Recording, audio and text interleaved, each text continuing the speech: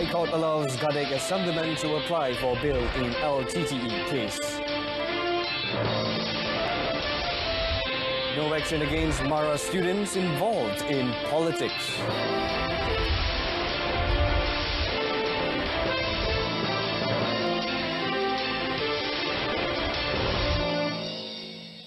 Good evening. Thanks for joining us here on News on 2. I am Brendan Lipal. Now, the High Court today allowed Gadek Assemblyman G. Saminathan to apply for bail over a probe into his alleged involvement with terror group Liberation Tigers of Tamil Eelam LTTE. This after Judge Muhammad Nazlan Muhammad Ghazali ruled that Section 13 of the Security Offences Special Measures Act 2012, SOSMA, is unconstitutional. Saminathan, 34, has been remanded at the Sungai Buloh prison under SOSMA, which denies bail pending trial. In his judgment, Muhammad Nazlan said that Section 13 of the SOSMA is unconstitutional because it divests from the court's judicial discretionary power to evaluate whether or not to grant or refuse bail. However, he said the decision did not mean that the applicant herein must or should therefore be granted bail, but the ruling merely reaffirmed that the power to grant bail, being a judicial power, cannot be restricted or prohibited, contrary to Article 121, subsection 1 of the Federal Constitution. On the 1st of November, Sessions Court Judge Rosina Ayob ruled that there was merit in the application made by the defence under Section 13, subsection 2 of SOSMA to refer constitutional matters concerning bail to the High Court. The court then allowed the applications of Saminathan and 11 other men to refer constitutional issues on bail to the High Court. Meanwhile, Sangeet Kaur Deo, who represented the applicant when met after the proceeding, said she would apply bail for Saminathan at the Sessions Court next week. Now, Shah Alam High Court was told today that the Cradle Fund Chief Executive Officer Nazrin Hassan could have escaped the fire if he had been conscious of the surroundings. This was revealed by prosecution witness fireman Tan Hos Bah Ajim, 29, from the Damansara Fire and Rescue Station during cross-examination by lead defence counsel Tan Sri Muhammad Shafi'i Abdullah. Tan Hos said even if Nazrin did not make his way out of the room, he could have survived if he was conscious because it was a small fire. Tan Hos explained that the smoke, though thick, only moved upwards and billowed out of the room, adding that if the victim was conscious, he could have crawled to any corner in the room.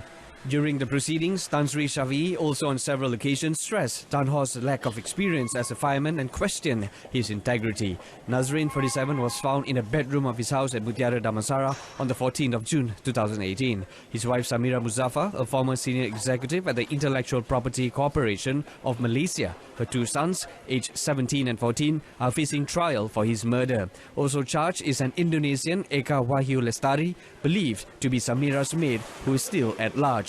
Hearing continues on Monday.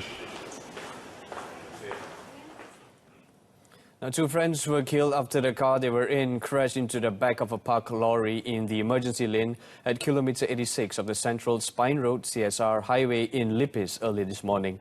Lipis District Police Chief Superintendent Azli Muhammad Noor said Muhammad Shaiful Abdul Mana, 42, and one Khairul Anwar, one Kamarun Zaman, 32, both from Kelantan, died at the scene in the 4:45 a.m. incident.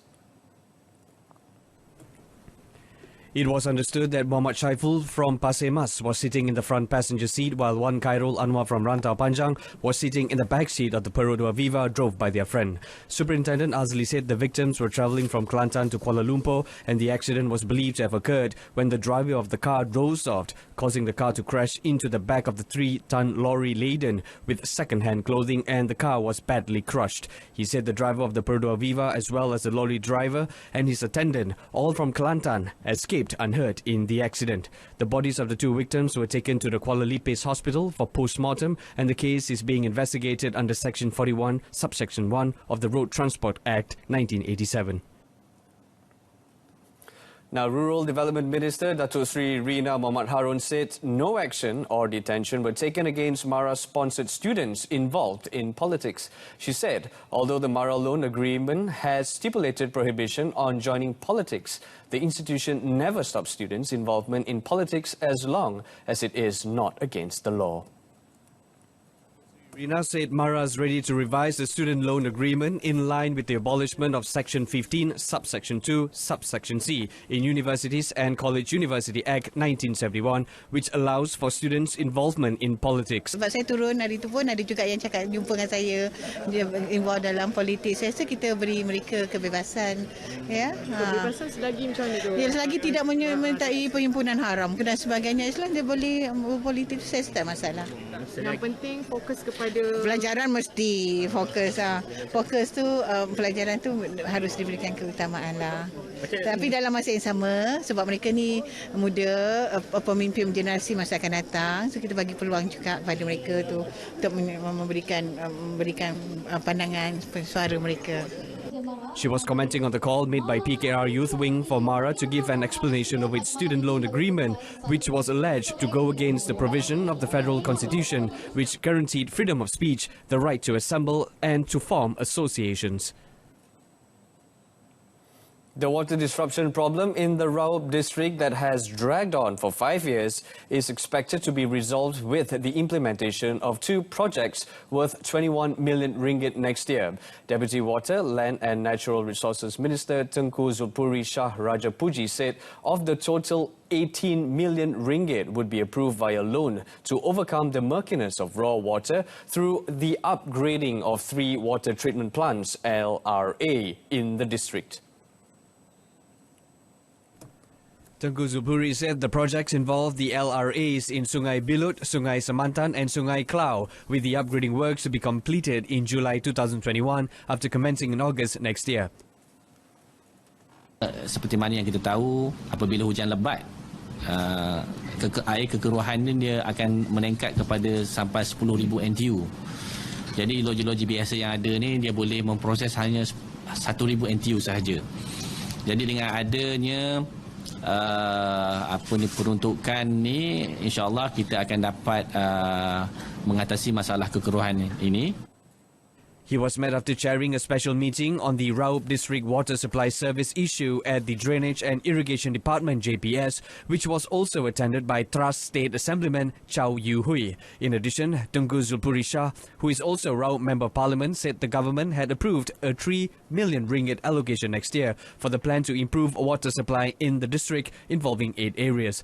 He said the implementation of this project involved, among others, the installation of a pump and static tank because low water pressure brings problems to the residents in high areas and expected to benefit over 27,000 account holders. Typhoon threatens to drench SEA Games. Coming up, all this in sports.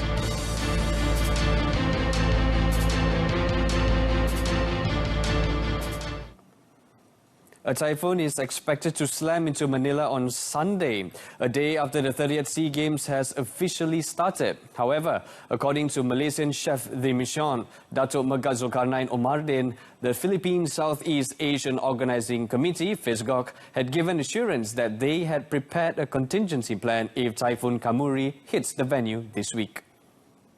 Datuk Megat Zulkarnain said the alternative plan was to move the outdoor sports venue to a safe venue.